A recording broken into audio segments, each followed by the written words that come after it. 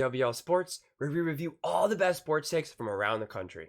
Now, you're probably wondering, why should I watch your clip here instead of over there? Because over there, they don't care about anything you have to say. They don't respect us. They don't think we have any idea what we're talking about. They say this all the time. They don't even read the comments. They think we're just a bunch of morons in the comment section on Twitter, on YouTube. I mean, they talk down to us all the time. They say this at least once a week. Over here, we care about everything you have to say. I read every single comment. If you think what I'm saying is the most ridiculous thing out there, let me know in the comments below. If you think what I'm saying is amazing and awesome, also, please definitely let me know in the comments below. Either way, let's get into some discussions, let's get into some fights, but ultimately, let's just have some fun. And please do consider subscribing. We are building an amazing community here, and I want to turn it into something truly, truly special, and I really believe we're already well on our way doing this. I want to build something that we all feel so connected to, that we actually feel excited to be part of and be proud to be part of. I see this channel just as much as mine as it is yours. And like I said, we're already in the process of doing it, and it's going well so fast, and I would absolutely love to see you part of it. So please do consider subscribing. So without further ado, let's get to it. We're with Colin Cowherd and the Herd talking about the Packers and Jordan Love and kind of how he led them into the playoffs.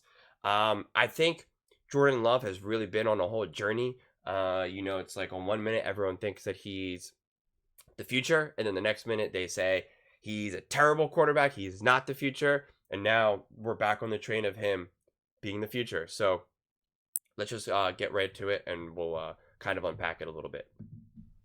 Packers made the playoffs.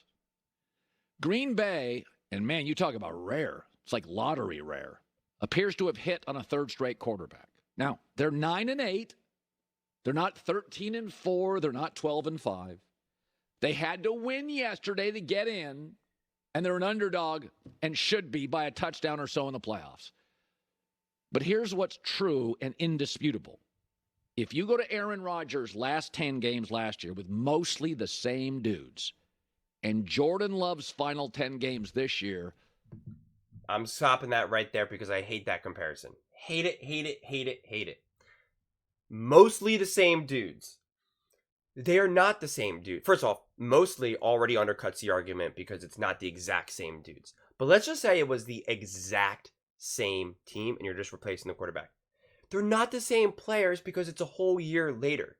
Those same dudes are now more mature. They've grown. They've gotten better. They've improved. They've gotten used to the environment. So they're not the same players. You can't compare last year to this year. That's not to say that Aaron Rodgers wasn't, at fault for any of the issues last season with those same dudes, because I think he was. But to say that they're like, well, look how much better he's doing with the same dudes than Aaron Rodgers is, that's just not fair. Now, if you want to say it was Jordan Love's leadership that helped grow those players, sure, I can buy that argument a little bit, but those players were going to continue to progress anyway, right? That's why rookies are rookies, and second year, third year, fourth year, you get better and better and better for the most part, outside of maybe running backs, right? Usually like the first couple years are their best, and then they kind of start to decline. But for the most part, you're improving each year and getting better and better and better and better. So this idea that, oh, well, like, look what Jordan Love is doing now this next year. Maybe if it was the same season, right? If one was playing 6 games and the other played another 6 games or whatever, I don't know why I said 6, but that's a better argument then, because at least it's the same season, and then even then that's still technically kind of tricky because throughout the season, hopefully if you're growing as an athlete and as a player, you're getting better and better and better. So that comparison already falls deaf for me personally. it's not close. Passer rating, touchdown interception, completion, win-loss. Jordan's better than Aaron now. For both players, it was a home game. They were favored. They were facing a franchise in division which doesn't have a great recent winning culture. Aaron stunk. Jordan was amazing. And you know what? What's really cool? Not just the stats. Green Bay, if you're comparing Aaron and Jordan, has a team-first, locker room unifier, reasonably paid, ascending in his prime, wildly athletic quarterback. And it was completely on display yesterday. And now that is true, but there is an interesting debate with Aaron Rodgers in terms of the locker room. It seems like people either love Aaron or hate Aaron. You have a lot of people that really defend Aaron and say he is the guy in the locker room. We all love him. We all get behind him. Sure, the media calls him out and has issues, but we in the locker room don't.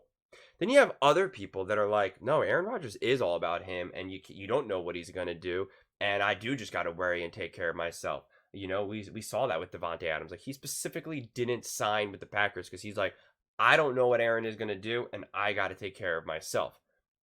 Which ends up being problematic. Because imagine if you still have that team. Like, imagine if Devontae Adams was still there and Aaron Rodgers was still there. Where would the Packers be? The Packers would be better. I have to imagine the Packers would be better. I think there's a good chance that Aaron Rodgers would have had a pretty good year if he obviously didn't tear his Achilles. And again, I'm not a big Aaron Rodgers fan necessarily. I'm not a hater of his either, but I mean, at this point, I'm kind of indifferent to him, especially because he hasn't even played. There's a lot that I don't like about Aaron, but I can still respect his game. But I don't respect his lies, his deceitfulness, his combativeness with the world as a whole, really.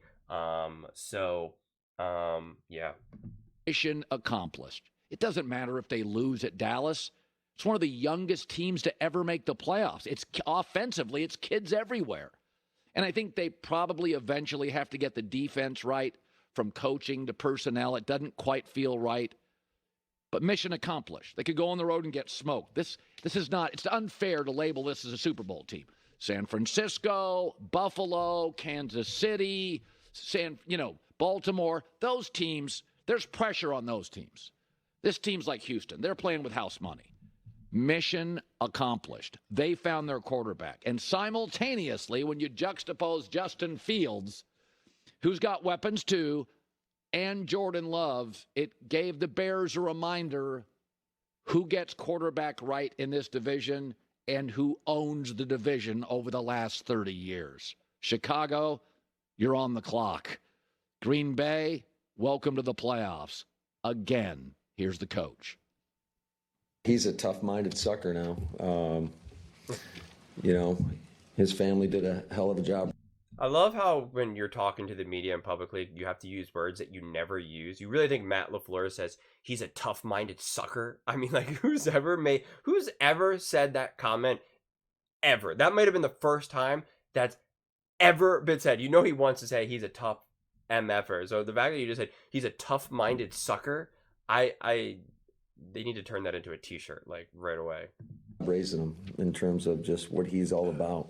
He's about all the right things, and the guy just comes to work every day, has a great attitude, is one of the guys, has really improved over the course of 4 years. And now that is a subtle dig at Aaron, and it's not on purpose. I don't think he's not trying to call out Aaron Rodgers in this situation. I really don't think so, because I don't think Matt LaFleur really cares or thinks about Aaron Rodgers at this point. Quite honestly, especially with Aaron being injured, right? It's just like, whatever, in the past, out of sight, out of mind. But he just said he's one of the guys. Aaron Rodgers was not one of the guys. Now, whether you want to say that Aaron Rodgers earned that right to be considered not one of the guys, right? Is Patrick Mahomes one of the guys? Is Joe Burrow one of the guys? I would argue that Joe Burrow is one of the guys because, the way he's smoking the cigars and has, all of that, people around him like that. Patrick Mahomes has kind of reached, like, celebrity status, that just seems different than, say, like a Joe Burrow or even an Aaron Rodgers for that matter. But I think that is what Matt LaFleur is really kind of emphasizing, is that Jordan Love doesn't see himself as any more superior than anyone else in that locker room, and Aaron Rodgers did. And whether it's deserved because you obviously are elite, then it's a tough one. I've played with athletes who were clearly elite and went on to play in the pros and do stuff, and you had some that were like, yeah, that is who I am, get out of my way. And then you had others that were still farting on the bench and cracking jokes and talking about skateboarding, you know, on Sunday. And you know what I mean? It was just truly one of the best player I ever played with ever, the best athlete. You know, he was a dual quarterback and starting pitcher, threw like 98 miles per hour, just a freak of nature of an athlete. You would have never known when you were standing outside in the outfield line, and because when he wasn't pitching, he would, you know, play outfield, and I did both as well. And so when, you know, when we were in the outfield and we're just out back, you know, shagging flies and talking, I mean, like, he's just literally like farting, cracking jokes. Like, you would never know that he was not technically, by far the best player, you know, in the state, and you would just have no idea. And then you have a couple other players that are below him that are acting like they are, you know, kings of the castle. So you feel it, you sense it, and you get mixed responses in terms of Aaron Rodgers. It seems like you get a little bit of both. I have heard recently that Aaron, you know, punches up and doesn't punch down. So the people below him technically, so like other players, other personnel, you know, other coaches that are, you know, clearly underneath him, he apparently treats them pretty well and has their back. But he doesn't like, you know, the people above him. And that's his kind of problem, right? You know, problem with authority. I personally can't attest to that, so I have no idea.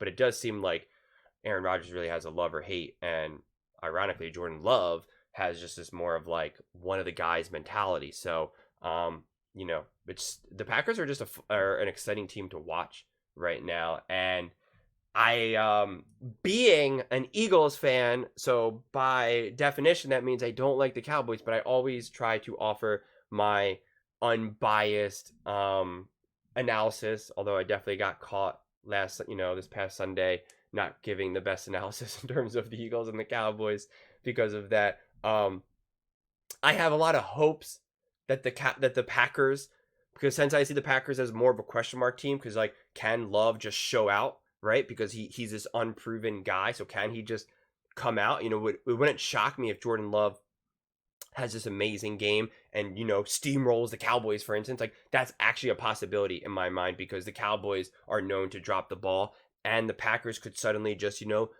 throw up 4 touchdowns and do it. So it is possible. So to me, this makes this kind of a fun game, but also, you know, I'm getting high on that hopium, being like, come on, Packers, let's go, you know, punch the Cowboys in the face. So I'll share more opinions about that analysis down the road. I mean, if you really ask me, what do I think? I would say I think the Cowboys, you know, will win and should win. But I'm excited for this game because the storyline is going to be so awesome with Mike McCarthy obviously being fired by the Packers. And so now he's coming back, you know, and they're playing each other. So that'll be a lot of fun. That is going to be a great matchup. But I would love to hear your thoughts on this one. Do you think Jordan Love is actually a good quarterback? Do you think, what are we talking about here? He won 17-9. Colin's just blowing this out of proportion because it just felt like just a few weeks ago that Colin was saying we got to move on from Jordan Love. He's not the guy.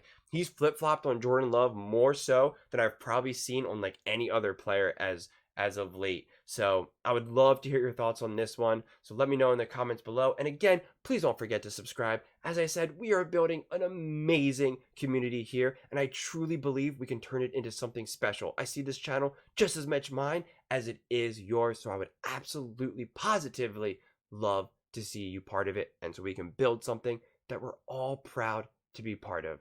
Thank you so much, and see you next time.